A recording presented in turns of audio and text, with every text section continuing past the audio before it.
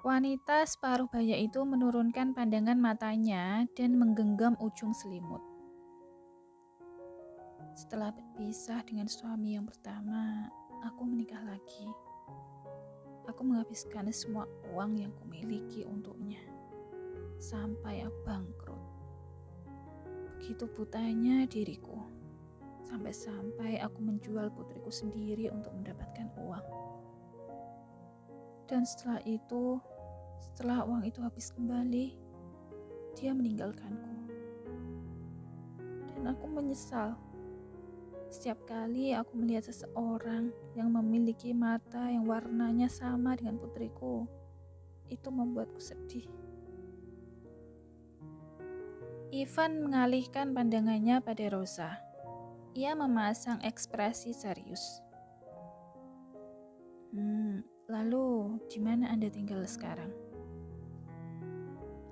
Aku adalah tunawisma, tapi tadi perawat memberitahuku kalau seluruh biaya pengobatanku telah dibayar oleh seseorang.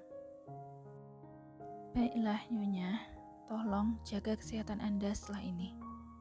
Saya yakin putri Anda akan memahami situasi Anda, cepat atau lambat.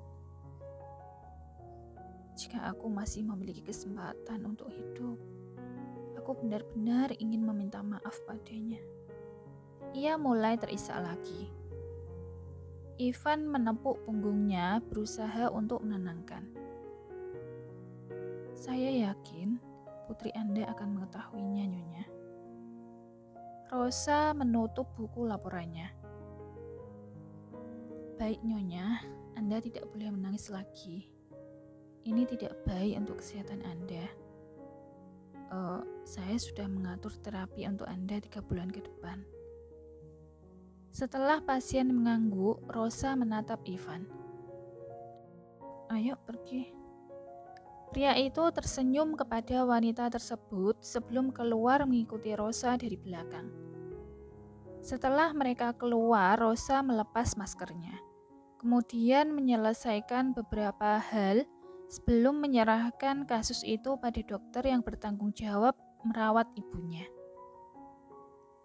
Ivan menunggunya di lobi. Tanpa ia sadari, dari belakang Rosa tiba-tiba menyandarkan kepalanya di belakang punggungnya. Aku ingin melupakan semua hal yang menggangguku saat ini, ucapnya lirih. Pria itu tercengang dengan perilakunya. Membalikkan badan, ia memegang pundak gadis tersebut dan sedikit membungkuk untuk menatap matanya. Ayo kita pergi. Aku akan membawamu ke suatu tempat yang indah. Ia tersenyum. Kemana?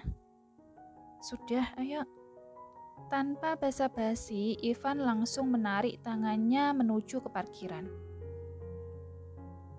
Keduanya check out dari hotel dan menuju ke kota Banten. Bagaimana kamu bisa tahu tentang tempat ini? Rosa penasaran. Entahlah, aku hanya tahu jalannya. Jawabnya singkat sambil terus fokus menyetir. Van, mungkinkah kamu berasal dari kota ini? Bagaimana kalau kita mencari informasi tentang keluarga atau teman-temanmu di sini? Kenapa? Kamu tidak sabar ya untuk menikah denganku? Dia mengeluarkan jurusnya lagi. Ih, siapa yang ingin menikah denganmu? Oh, masih belum menyerah. Godanya lagi. Iya. Maksudku tidak. Aku tidak mau. Rosa memasang wajah cemberut. Ivan terkekeh melihat tingkahnya. Gadis ini benar-benar keras kepala. Setelah 5 jam berkendara, mereka akhirnya tiba di Lovely Taman Bunga dan Resort. Rosa mulai membuka mulutnya membentuk huruf O ketika mereka melewati gerbang pintu masuk. Benar-benar tempat yang indah. Sepanjang perjalanan, ia dibuat takjub oleh pemandangan di kanan kirinya. Tempat ini benar-benar seperti surga mini bagi mereka yang menyukai bunga dan tanaman hijau. Ivan mengeluarkan barang-barang bawaan mereka dari bagasi.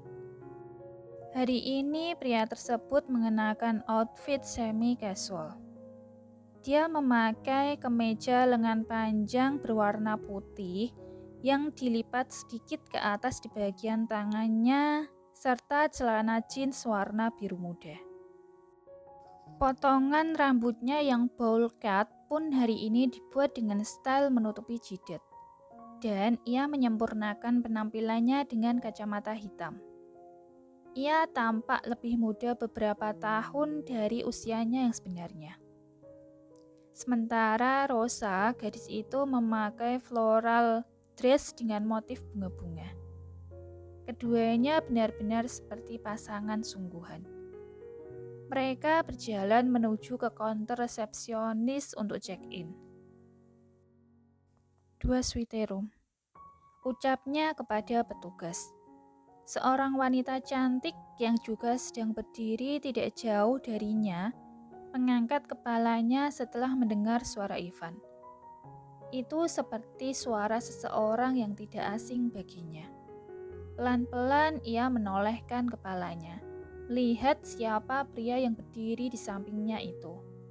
Apakah dia adalah pria yang selama ini dirindukannya? Wisnu? Wanita tersebut tergagap menatap wajahnya. Saking terkejutnya, ia menutupi mulutnya dengan telapak tangan, dan matanya mulai berkaca-kaca. Begitu ia melepaskan tangannya, air mata yang deras terlihat membasahi pipinya. "Ini aku, Andrea," katanya. "Andrea," ucapnya lirih.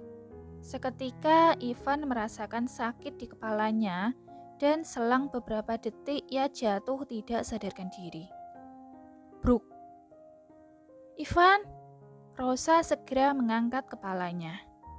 Wanita tersebut juga duduk di sampingnya sambil terus menggoyang-goyangkan tangannya. "Wisnu, bangun! Wisnu, ini aku, Andrea." Rosa menatapnya. Mengapa wanita ini juga memanggilnya Wisnu? Apa dia mengenalnya? Siapa wanita ini? Beberapa pertanyaan yang sebenarnya terlintas di benaknya. Gadis itu kemudian meminta bantuan beberapa petugas untuk membawanya ke kamar hotel mereka. Dia hanya pingsan, tidak perlu mendapatkan perawatan medis. Tapi tetap saja Rosa perlu mengawasinya. Dia berbaring di tempat tidur dan gadis itu mulai memeriksa suhu tubuhnya. Normal kok, tidak demam. Tapi mengapa dia banyak mengeluarkan keringat? Pikirnya. Ia ingin membuka kancing kemejanya sedikit. Ketika ingin menggerakkan tangannya, Ivan tiba-tiba meraih tangannya dan membuka mata. "Andrea!" teriaknya dengan terengah-engah. Rosa terkejut dengan apa yang didengarnya.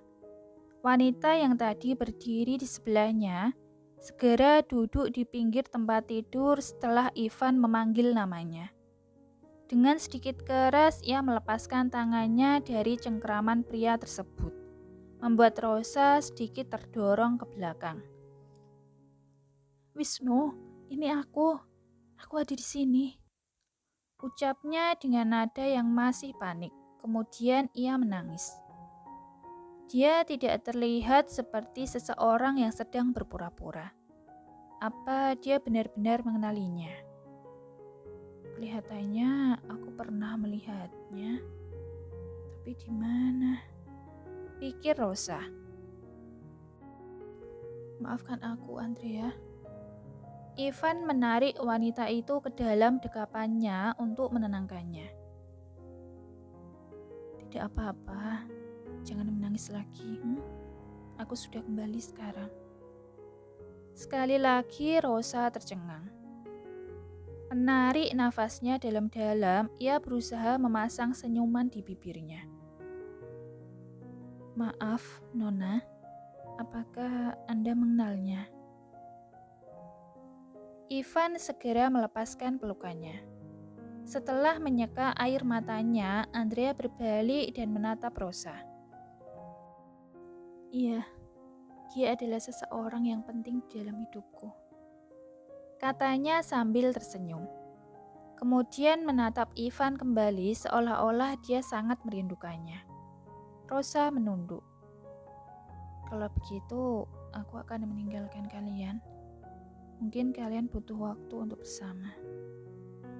Dia bersiap membalikkan badannya untuk pergi. Sebelum ia berjalan, Ivan dengan cepat meraih tangannya. Jangan pergi, Sa. Gadis tersebut menggelengkan kepalanya. Aku lelah, Van. Aku ingin beristirahat. Ucapnya tidak bersemangat. Lalu melepaskan tangan pria tersebut dan ia buru-buru keluar dari kamar. Kamu kemana saja? Andrea membenamkan wajahnya di dadanya, membasahi kemejanya dengan air mata. Ia menepuk-nepuk punggungnya dengan lembut untuk menenangkannya.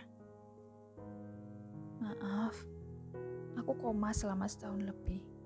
Dan setelah bangun, aku kehilangan ingatanku. Aku benar-benar tidak tahu siapa diriku saat itu. Aku juga sudah berusaha mencari tahu tentang identitasku. Tapi menemui jalan buntu. Dia menjelaskan padanya. Kamu tahu betapa khawatirnya aku padamu. Aku sangat merindukanmu, Wisnu. Maaf, Andrea. Tolong, jangan tinggalkan aku lagi. Wanita itu menatap jauh ke dalam matanya. Ivan tersenyum padanya.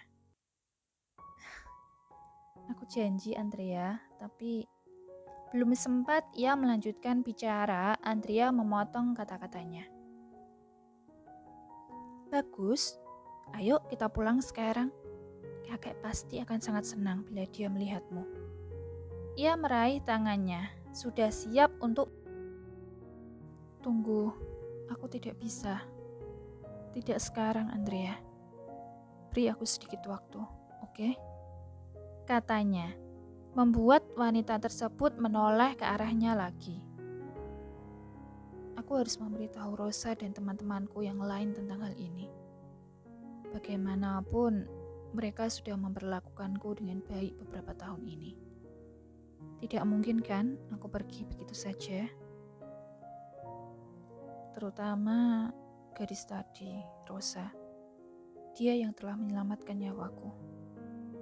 Tatapan matanya penuh dengan harapan. Seakan-akan dia ingin Andrea memahami situasinya.